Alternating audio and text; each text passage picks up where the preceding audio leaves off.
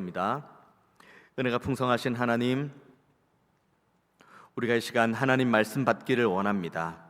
오늘 우리에게 주시는 이 말씀이 나에게 주시는 하나님의 말씀인 줄로 알고 믿음으로 받으며 아멘으로 화답하고 우리의 삶에 이 말씀을 심는 은혜를 허락하여 주옵소서.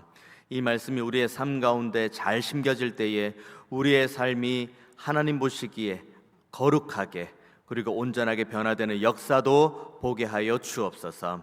이 시간에 함께 예배하는 우리 모두가 한 영혼도 거저왔다 거저가는 발걸음 잊지 않도록 주님 우리의 마음을 붙들어 주시고 우리의 눈과 귀를 열어서 하나님을 바라보고 하나님의 말씀을 듣는 은혜의 시간이 되게 하여 주옵소서. 감사드리고 예수님의 이름으로 기도하옵나이다. 아멘. 예수님께서 공생애를 지내는 모든 과정 가운데 늘 핍박만 있었던 것은 아니고 그리고 그렇다고 늘 환대만 있었던 것은 아닙니다. 예수님께서 말씀을 전하시면 거기에서 그 말씀을 받고 아멘으로 화답한 이들도 있고 그리고 주님 떠나지 마세요, 우리와 함께 계셔 주세요 라고 환대한 이들도 있고, 반면에 주님을 핍박하고 그리고 주님이 하나님을 모독한다, 하나님의 이름을 참담하게 한다라고 말하면서 억울한 누명을 씌우고 예수님을 끊임없이 고통 가운데 괴롭게 했던 무리들도 동일하게 있습니다. 그런데 주님께서는 그 모든 상황을 다 보시면서 일희일비하지 않으셨습니다. 환대하는 사람들을 대하면서 와, 내가 이 정도로 대단하구나 라고 그 마음을 그들에게 주지도 않으셨고, 그리고 그들을 예수님을 핍박하는 이들을 보면서 와, 어떻게 나를 이렇게 핍박할 수가 있나 라고 하면서 거기에 맞대응하지도 않으시고, 다만 주님은 하나님께서 허락하신 그 뜻대로만 움직이셨습니다. 하나님께서 말씀하시라고 하시면 주님께서는 그 자리에서 말씀을 하시고, 그리고 하나님의 뜻 가운데 병자를 고치시고 세우시고, 그리고 그곳에서 말씀을 전하시고, 그래서 한 공동체를 세우셨던 모습이 예수님의 사역이었습니다. 오늘 본문도 마찬가지입니다. 오늘 본문도 예수님께서 회당에서 가르치신다는 말씀으로 시작이 됩니다. 31절부터 보면 갈릴리의 가버나움 동네에 내려오사 안식일에 가르치심에 그들이 그 가르치심에 놀라니 이는 그 말씀이 권위가 있음이러라. 지금 가버나움으로 내려오신 이유는 우리가 지난주에 함께 말씀을 나누었던 대로 나사렛에서 복음을 전하고 그리고 많은 기적을 베풀려고 했으나 거기에서 주님을 환대하지 않고 요셉의 아들 아닌가라는 정도의 인식 수준에 머무르는 그 회중들을 보고 거기에서 떠나 이제 가버나움으로 내려오신 겁니다. 그리고 가버나움에서도 동일하게 하나님의 말씀을 전하고 거기에서도 하나님의 은혜를 전하는데, 가버나움 사람들은 예수님께서 그 수많은 말씀을 전하시고 가르치심에 놀라서 32절의 말씀, 그들이 그 가르치심에 놀라니 이는 그 말씀이 권위가 있다 라고 하면서 주님의 말씀을 믿음으로 받고 순종하려고 하는 모습이 있습니다. 반면에 33절의 말씀 보면 회당에 더러운 귀신 들린 사람이 있어 크게 소리질러 이르되 아 나사렛 예수여, 우리가 당신과 무슨 상관이 있나이까? 우리를 멸하러 왔나이까? 나는 당신이 누구인 줄 아노니 하나님의 거룩한 자니이다. 귀신이 예수님을 보고 하나님의 아들이라고 이야기를 합니다. 틀린 말이 아니죠. 예수님께서는 하나님의 아들이시죠. 그런데 이것이 이 회당에 있는 사람들에게는 대혼란을 가져다 주는 말씀입니다. 그렇기 때문에 예수님께서는 이 귀신의 말을 닫죠. 35절의 말씀 보면 예수께서 꾸짖어 이르시되 잠잠하고 그 사람에게서 나오라 하니 귀신이 그 사람을 무리 중에 넘어뜨리고 나오되 그 사람은 상하지 아니한지라. 회당에서 하나님 말씀을 전합니다. 그리고 그 말씀을 받는 많은 사람들이 하나님의 은혜를 경험하고 와, 이 권위와 이 능력은 어디에서부터 오는 말씀이지? 와, 이 말씀은 정말 좋은 말씀, 정말 귀한 말씀 받습니다. 그런데 또 한편으로는 귀신 들린 자가 회당에 그대로 있습니다. 함께 예배하고 함께 하나님의 말씀을 받고 그리고 그 귀신이 고백하는 것도 당신은 하나님의 아들입니다 라고 고백을 하지만 예수님께서는 잠잠하고 예수님께서는 그 귀신을 내쫓으시죠. 그 이유는 여러 가지 이유를 주석가가 됩니다만은 가장 큰 이유는 예수님이 하나님의 아들이라는 것을 귀신의 입을 통해서 굳이 들을 이유는 없습니다. 그리고 자칫 그것을 통해서 많은 사람들이 저 사람이 하나님의 능력을 가지고 이 일을 행하는 것이 아니라 귀신의 능력을 통해서 이 일을 하는 것이 아닌가라고 오해도 받을 수 있고, 더 나아가서 가장 궁극적인 이유는 지금이 하나님의 때가 아니기 때문에 내가 하나님의 아들이라는 것을 많은 사람들에게 온전하게 전해야 될 그 하나님의 때가 아니기 때문에 잠잠하라고 합니다. 이 모든 일들이 어디에서 벌어지느냐? 지금 회당 안에서 벌어지고 있습니다. 지금 우리로 따지면 교회에서 벌어지고 있는 거예요. 제가 지금 하나님 말씀을 전하는데 어떤 무리는 하나님의 말씀을 받고 이 권위와 이 말씀이 어디에서부터 온 것인가 라고 하고 어디에서는 귀신이 방해하는 그 가운데 있습니다. 예수님께서 내쫓으시죠. 그러니까는 35절 후반부에 그 얘기 나오죠. 그 사람을 무리 중에 넘어뜨리고 나오되 그 사람은 상하지 않는다. 악한 영은 혼란하게 하는 영입니다. 하나 되게 하지 못하는 영, 그리고 어떻게든 하나님 앞에 나아가는 자들의 발목을 잡습니다. 그리고 혼란하게 하고, 그리고 그 마음을, 하나님 앞에 나아가는 마음을 계속해서 하나님이 아닌 다른 요소로 끌어내리려고 하는 그 혼란의 요소를 말하고 있는 것이 귀신의 요소인데, 그런데 그들이 지금 혼란함 가운데 말하고 있는 것은 당신은 하나님의 아들입니다. 그 얘기를 하고 있습니다. 속지 않아야 됩니다. 광명한 천사로 오는 악한 영의 세력에 우리가 속지 않아야 됩니다. 이것이 악한 영의 말인지 하나님의 말씀인지 알 수 있는 길은 두 가지밖에 없습니다. 딱 한 가지입니다. 내가 그 말씀을 듣고 순종하는 길이 하나님 편으로 간다. 그러면 그것은 우리가 하나님 편으로 들려오는 말씀입니다. 그러나 만약에 광명한 천사처럼 보이는 사단이 주는 말씀, 너무 달콤한 말씀, 너무 위로가 되는 말씀이지만 내가 그 말씀대로 쭉 살아갈 때 그 말씀이 하나님이 있는 곳이 아닌 다른 곳으로 가는 말씀이라면 그것은 아무리 좋은 말씀, 아무리 광명한 천사와 같은 이가 주는 말씀이라 할지라도 우리의 발걸음이 하나님을 향해 가지 않기 때문에 그 말씀은 악한 영이 주는 말씀이라고 이 본문은 말하고 있습니다. 주님은 쫓아냅니다.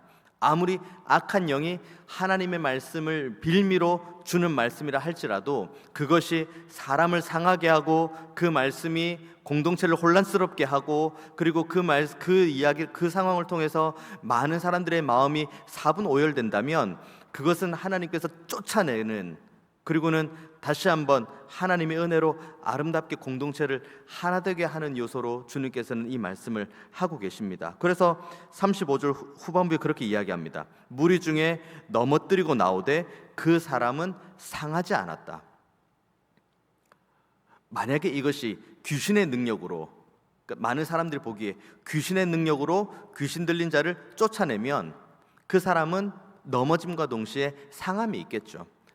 하지만 이 사람이 귀신이 넘어뜨리려고 했지만 그럼에도 불구하고 이 사람이 상하지 않는 이유는 하나님께서 이 사람을 여전히 붙들어 주셨기 때문입니다. 우리는 넘어질 수는 있어요.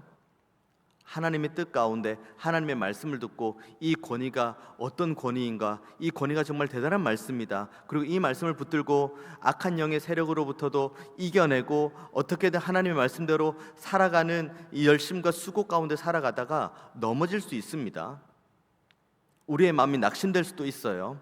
그리고 우리의 마음에 슬픔과 아픔이 찾아올 수도 있습니다. 하지만 한 가지 확실한 것은 우리가 하나님의 말씀대로 살고 그리고 하나님의 뜻 가운데로 살기로 결단한다면 우리가 넘어지되 영 넘어지지 않습니다. 그리고 우리가 넘어진다 할지라도 우리를 상하도록 하나님께서는 내버려 두지 않으십니다. 주님께서 하나님의 은혜 가운데 늘 형통한 길로만 걷는 것 아니었습니다. 성령의 인도하심을 따라 광야로도 가셨고 성령의 인도하심을 따라 그 광야에서 시험도 당하시고 성령의 인도하심을 따라 가는 길에 수많은 핍박과 어려움이 있었지만 그때그때마다 주님을 붙들어 주셨고 주님께서 늘 은혜 가운데 세워졌던 유일한 이유는 주님을 보내신 독생자 외아들이라고, 이는 내 사랑하는 아들이라고 말씀하시는 우리의 아버지 하나님께서 늘 그 발걸음을 붙들어 주셨고 지켜주셨기 때문입니다. 우리의 모든 발걸음도 마찬가지입니다. 우리가 넘어지되 영 넘어지지 않는 이유, 우리가 아픔 가운데 고난 가운데 있때 우리가 그곳에서 오랫동안 있지 않을 수 있는 유일한 이유는 지금도 살아계신 아버지 하나님께서 우리를 붙드시고 우리와 함께하기 때문인 줄로 믿습니다. 우리는 이 은혜를 기억하고 혼란함 가운데 있다면, 그리고 우리의 마음 가운데 낙심이 있다면 다시 한번 털어버리고 우리를 영 넘어지지 않고 영 무너지지 않고 상하지 않고 항상 안위함으로 은혜로 붙들어 주시는 그 아버지 하나님의 은혜를 경험하는 저와 여러분 되기를 원합니다. 동시에 예수님께서는 이 말씀을 가르치시는 가운데 수많은 방해도 받으시지만 동시에 그 방해 가운데서도 주님의 사역은 꾸준하게 하고 있으십니다. 38절부터 보면은 예수께서 일어나 회당에서 나가사 시몬의 집에 들어가시니 시몬의 장보가 중한 10병을 앓고 있는지라 사람들이 그를 위하여 예수께 구하니 39절 예수께서 가까이 가서 10병을 꾸짖으신데 병이 떠나는 일이 있습니다. 40절 말씀, 해질 무렵에 사람들이 온갖 병자들을 데리고 나아오매 예수께서 일일이 그 위에 손을 얹으사 고치시고 41절에 여러 사람에게서 귀신들이 나가는 역사도 보게 됩니다. 수많은 방해들을 지금 예수님이 받고 있고 중간중간에 귀신들이 계속해서 방해를 하고 있는, 그러니까 악한 영이 계속 방해하고 있지만 그럼에도 불구하고 예수님의 시선은 계속 하나님의 뜻이 어디에 있는지 그 긍휼함으로 그리고 은혜 주시기 원하심으로 한 영혼 한 영혼을 보살피는 일로 예수님께서는 끊임없이 나아가고 계십니다. 베드로의 장모죠, 그러니까 시몬의 장모라고 이야기합니다. 베드로의 장모가 가지고 있는 10병을 고칩니다. 그리고 해질 무렵에 오는 수많은 병자들을 예수님께서 고치십니다. 그런데 병을 고칠 때 예수님께서 뭐라고 말씀하시냐면 오늘 본문에 꾸짖었다, 그러니까 귀신도 꾸짖었다. 그리고 병을 가지고 있는 이들을 데리고 와서도 그 병을 향해서, 병자를 향해서도 꾸짖었다라고 이야기를 합니다. 누가는 의사입니다. 누구보다 병의 근원을 잘 알고 있죠. 그리고 그만큼 이 병에 대해서 치료를 할 수 있다, 치료를 할 수 없다, 그 정도를 너무나도 잘 알고 있는 게 누가입니다. 그런데 누가복음 전반적인 모든 내용을 보면은 병든 자를 고치는 내용이 너무 많이 나오는데 뭔가 이 의학적인 기술로 의사가 기록했다고는 믿어지지 않을 정도로 꾸짖었다 그렇게 이야기를 합니다. 명했다, 꾸짖었다, 고쳤다, 손을 얹었다, 그런 이야기가 나옵니다.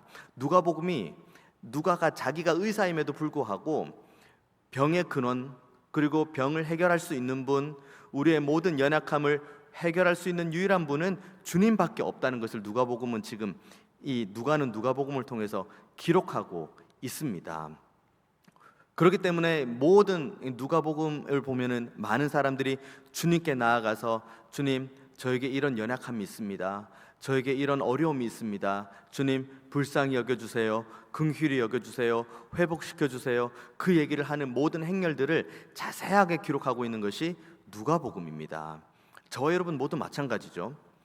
우리가 가지고 있는 연약함이 있습니다. 육신의 연약함도 있고 그리고 마음에 가지고 있는 연약함도 있습니다. 궁극적으로 우리의 모든 연약함을 해결해 줄 수 있는 유일한 분은 아버지 하나님이십니다. 물론 우리가 병이 있습니다. 우리 육신에 가지고 있는 병이 있고 그리고 우리의 마음에 가지고 있는 병이 있습니다. 의사에게 찾아가죠. 의사를 만납니다. 그러면 하나님께서 일반 계시를 통해 주신 그 지혜를 가지고 의사가 고치지만 의사가 고치는 모든 과정 가운데 섭리하시고 주관하시는 분은 아버지 하나님이십니다. 그리고 우리가 하나님 앞에 간구하고 기도하면서 끝까지 포기하지 말아야 될 것은 하나님, 저에게 이런 육신의 연약함이 있습니다. 병원을 다니고 치료하고 있는 가운데 있지만 하나님, 모든 치료의 근원은 하나님께 있사오니 의사에게도 지혜를 주시고 또 주님께서도 기적을 베풀어 주셔서 제가 가지고 있는 육신의 연약함과 영적인 연약함이 다 회복되는 은혜가 있기 원합니다 라고 기도하는 저와 여러분이 되어야 됩니다. 우리는 너무 우리의 육적인 어려움과 영적인 어려움을 가지고 하나님이 아닌 다른 것에 가서 우리가 굽신거리고 기웃거릴 때가 얼마나 많이 있는지 모르겠습니다.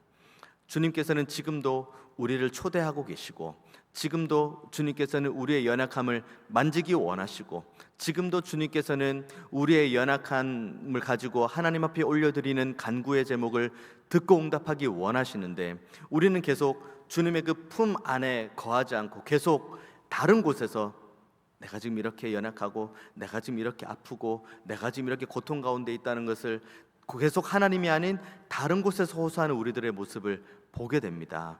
바라기는 우리의 연약함이 있다면 주님 앞에 호소하는 저와 여러분 되기 원합니다. 주님의 은혜를 구하고 주님의 긍휼하심을 힘입고 주님 앞에 나아가는 저와 여러분 될 때, 그때 우리의 모든 연약함을 만지시고 우리를 치료하시는 아버지 하나님의 은혜를 경험할 수가 있습니다.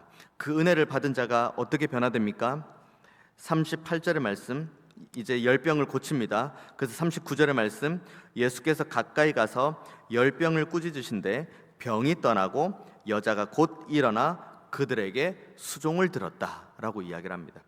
그러니까 섬김으로 나아가는 거죠.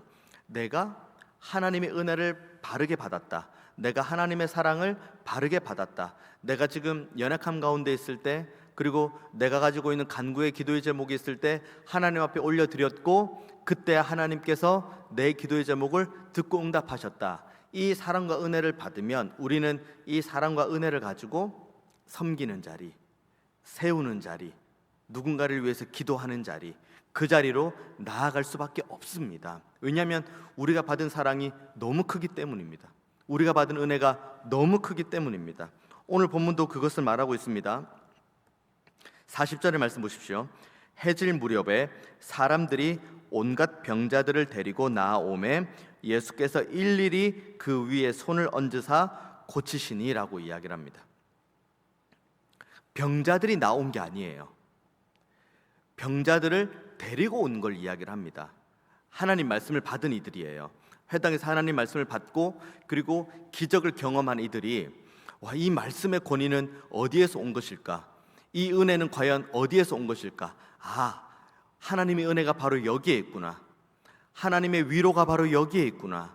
하나님의 채우심이 바로 여기에 있구나. 이것을 고백한 이들이, 그리고 먼저는 시몬의 장모가 그 은혜를 직접 고백하고는 섬기는 자리 나아가죠. 그리고 하나님의 말씀으로 인해서 은혜와 위로를 받은 이들이 이제는 이 말씀 붙들고 연약한 이들을 데리고 주님께로 나오는 겁니다. 우리가 구령의 열정을 가지고 전도해야 됩니다. 한 영혼을 천하보다 귀하게 여긴 주님의 마음을 본받아서 섬기고 세워야 됩니다. 그리고 우리에게 맡겨진 사명을 정말 충성되이 감당하기 원합니다. 하나님께서 우리에게 은사를 주시고 우리에게 달란트를 주신 그 은사와 달란트대로 가정에서, 교회에서, 이웃에서 우리가 사랑하고 수고하고 섬기기 원합니다. 이 모든 것들이 가능하게 된 이유는 딱 하나입니다. 우리가 하나님으로부터 어떤 은혜를 받았는지, 우리가 하나님으로부터 어떤 사랑을 받았는지, 우리가 하나님으로부터 어떠한 긍휼하심을 입었는지, 여기에서부터 시작을 하는 겁니다.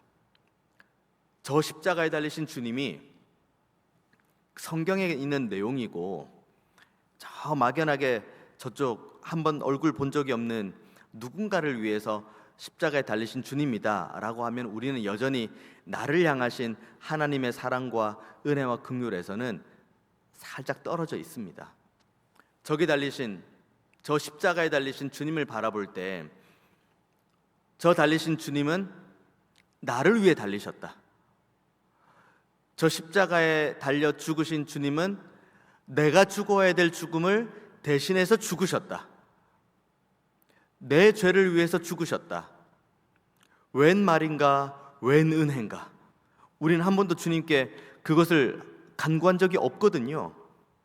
나를 위해서 십자가에 못 박혀 죽어주세요, 나를 위해서 주님 죽어주세요 라고 우리가 하나님 앞에 간구한 적은 단 한 번도 없습니다. 하나님께서 먼저 우리를 사랑하셨습니다. 하나님께서 먼저 우리에게 은혜를 주셨습니다. 이 사랑과 은혜를, 그리고 하나님으로부터 받는 이 용서와 용납함이 우리 가운데 있을 때, 그때 비로소 우리는 이 뜨거운 마음을 가지고 가정을 세우고 교회를 세우고 이웃을 섬기는 자리로 나아갈 수 있습니다. 나 하나 건사하기도 힘들어요. 나 혼자 바로 서 있기도 힘들어요. 그런데 오늘 본문은 뭐라고 이야기합니까? 병자들이 나온 게 아닙니다. 병자들을 데리고 나왔어요. 건강한 사람이, 멀쩡한 사람이. 그리고 이제 5장 이후에 보면은 나오는 말씀입니다마는 그 연약한 이들을 예수님께 데리고 오기 위해서 얼마나 많은 수고와 노력을 하는지도 누가복음 곳곳에 나옵니다. 이게 가능한 이유는 다른 것이 아니에요. 내가 지금 힘들고 어려워도, 내가 지금 참 고난 가운데 있어도, 그럼에도 불구하고 내가 수고하고 섬기며 가정과 교회에서 나에게 맡겨진 이 역할을 최선을 다해서 수고하고 애쓸 수 있는 유일한 이유는, 나는 예전에도 하나님의 사랑을 받았고, 나는 지금도 하나님의 사랑을 받고 있고, 이후로도 하나님은 나를 사랑하신다는 이 믿음의 확신. 내 억만 죄악을 대신해서 십자가에 못 박혀 죽으신 그 주님의 흘리신 보혈로 인해서 내가 얼마나 큰 용서와 용납을 받았는지, 그리고 그 용서와 용납을 받았음에도 불구하고 지금 이 순간 늘 악한 영에 의해서 넘어지고 죄짓고 범죄하고, 많은 사람들 앞에서 내가 말할 수 없지만 나 자신을 알고 있는 이 더러운 요소, 이 수많은 요소들이 있음에도 불구하고, 그럼에도 불구하고 나를 예배자로 삼으시는 주님의 그 용서와 용납함은 지금도 있다. 이 용서와 용납함과 그리고 사랑을 받고 긍휼을 받았다는 이것이 있으면 우리는 나 자신이 바로 서는 것 이상으로 연약한 이들을 세우고 연약한 이들을 섬기고 그들을 위해서 간구하고 기도하는 자리로 우리는 나아갈 수가 있습니다. 40절의 말씀 보면, 해질 무렵에 사람들이 온갖 병자들을 데리고 나오매 예수께서 일일이 그 위에 손을 얹으시는 장면이 나옵니다. 일일이에요. 일일이. 어떤 사람은 좀 자격이 있어 보이고, 어떤 사람 좀 괜찮아 보이니까 손을 얹어주시고, 어떤 사람은 자격이 없어 보이고 마땅히 이걸 받을 만한 능력이 없어 보여서 외면하고, 주님께서는 그러시지 않으셨습니다. 누가 어떻게 오든지, 또 누가 어떤 사람을 데리고 오든지, 이분이면 충분해. 이분이면 연약함을 해결할 수 있어. 이분이면 지금도 우리를 사랑하셔. 이분이면 지금도 우리를 용서하셔, 우리를 용납하셔 라는 믿음을 가지고 오는 모든 이들을 주님께서는 일일이 살펴주시는 겁니다. 저와 여러분도 주님께서 일일이 살펴주십니다. 여러분이 가지고 있는 모든 상황들이 있습니다. 여기에 10명이 앉아있다면 10가지 상황이 있을 것이고, 100명이 앉아있다면 100가지 상황이 있을 것이고, 1000명이 앉아있다면 1000가지 상황이 다 있습니다. 하지만 주님께서는 일일이 그 한 명 한 명 하나님 앞에 나와서 예배하며, 하나님 앞에 나와서 무릎 꿇고, 하나님 앞에 나와서 간구하는 모든 이들을 일일이 살피시고 일일이 은혜 주기를 원하시는 분이 저와 여러분이 지금 함께 예배하는 하나님이십니다. 그 은혜를 받으니까 주님께서 여기에 계속 있기를 원하시죠. 많은 이들이. 그래서 42절의 말씀 보십시오. 날이 밝음에 예수께서 나오사 한적한 곳에 가시니 무리가 찾다가 만나서 자기들에게서 떠나시지 못하게 만류하려 하매, 43절, 예수께서 이르시되 내가 다른 동네들에서도 하나님의 나라 복음을 전하여야 하리니 나는 이 일을 위해 보내심을 받았노라. 주님께서 이 땅에 오신 이유는 다른 것에 있지 않습니다. 하나님의 복음을 전하기 위함입니다. 하나님의 복음은 다른 것에 있지 않습니다. 하나님께서 여전히 하나님의 백성을 사랑하시고, 그리고 하나님의 백성을 긍휼히 여기셔서 죄 가운데, 그리고 자신이 가지고 있는 연약함 가운데 울고 탄식하며 안타까워하는 그 하나님의 백성을 긍휼히 여기시고 일일이 고치시는 것, 그리고 그들에게 하나님의 말씀을 전해서 사랑한다, 내가 너를 정말 사랑한다, 너의 어떠함과 상관없이 나는 너를 사랑한다, 그리고 너의 어떠함과 상관없이 주님의 그 십자가에 피 묻은 그 복음을 의지하고 나에게만 오면 나는 너를 용서한다, 나는 너를 용납한다. 자격을 갖추고 격식을 갖추고 나올 때 용서하고 사랑하고 용납하는 것이 아니라 어떠한 상황 가운데서든지 나만 바라보면, 나만 의지하면, 그리고 나만 온전하게 의지하며 나아가면 여전히 너희를 사랑하고 여전히 너희를 용서한다. 이것이 주님께서 말씀하시는 하나님 나라의 복음입니다. 복음을 성경에 가두어 두지 마십시오. 성경에 있는 복음의 말씀, 병자를 고치시고 연약한 자를 세우시고 여전히 사랑한다고 말씀하시고 긍휼히 여긴다고 말씀하시고, 그리고 연약한 자를 회복시키는 모든 복음서에 있는 내용들은 지금도 우리를 향한 하나님의 복음입니다. 그렇기 때문에 지금 주님께서는 이 가버나움에 있는 여기 있는 사람들, 주님 여기에 계속 계시면 안 되나요? 우리가 하나님께 받은 사랑이 너무 큰데요, 하나님으로부터 받은 말씀의 은혜가 너무 큰데요 라고 이야기를 하지만, 주님께서는 이 복음은 지금 너희들에게만 주어질 복음이 아니라 모든 이들에게 다 전해져야 될 하나님의 말씀, 하나님 나라의 복음이다. 그래서 그 복음이 전해지고 전해져서 지금 저 여러분이 이 자리에서 함께 예배하고 있는 겁니다. 복음의 열매는 저 멀리 선교사님께서 오지에서 수고하고 섬기실 때 한 영혼이 돌아왔어요. 물론 그것도 복음의 열매이긴 합니다만은 궁극적인 복음의 열매는 지금 이 자리에 앉아있는 저와 여러분입니다. 한 곳에 머물러 계시지 않고 이 복음을 전하기 위해서는 거기가 광야가 됐든, 나를 환대하는 곳이 됐든, 아니면 나를 핍박하는 곳이 됐든, 때로는 나를 죽이기 위해서 모략하는 곳이든, 거기가 어디든 하나님의 뜻이 있다면 하나님 복음 가지고 가는 겁니다. 그리고 거기에서 하나님의 사랑을 전하고 하나님의 용서를 전하고 하나님과의 화해를 선포하고, 그리고 그곳에서 하나님 앞에 함께 예배하자. 우리를 사랑하시는 주님, 우리를 용서하시는 주님, 지금도 복음으로 초대하시는 우리의 유일한 중보자 예수 그리스도의 그 은혜를 힘입어서 우리 함께 하나님을 예배하자, 함께 하나님을 송축하자, 함께 하나님을 경외하는 자리로 나아가자. 이 믿음의 고백이 저와 여러분에게 있게 되기를 원합니다. 하나님은 지금도 저와 여러분을 사랑하십니다. 지금도 저와 여러분을 긍휼히 여기시고 저와 여러분을 용서하기 원하십니다.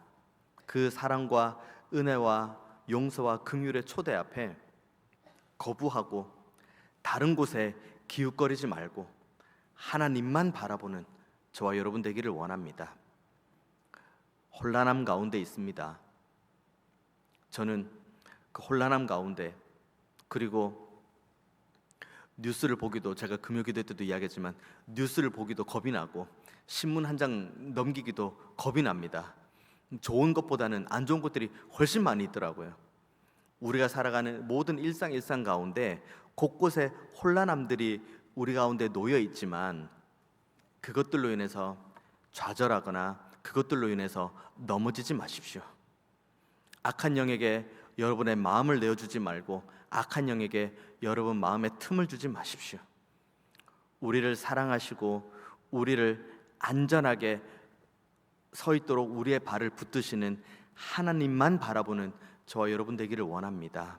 그 하나님의 은혜로 혼란함 가운데서도 하나님을 소망하고 하나님을 사랑하고 하나님의 은혜 안에 거하고 하나님의 긍휼을 구하는 자리에 있는 저와 여러분 되시기를 주님의 이름으로 축원드리겠습니다.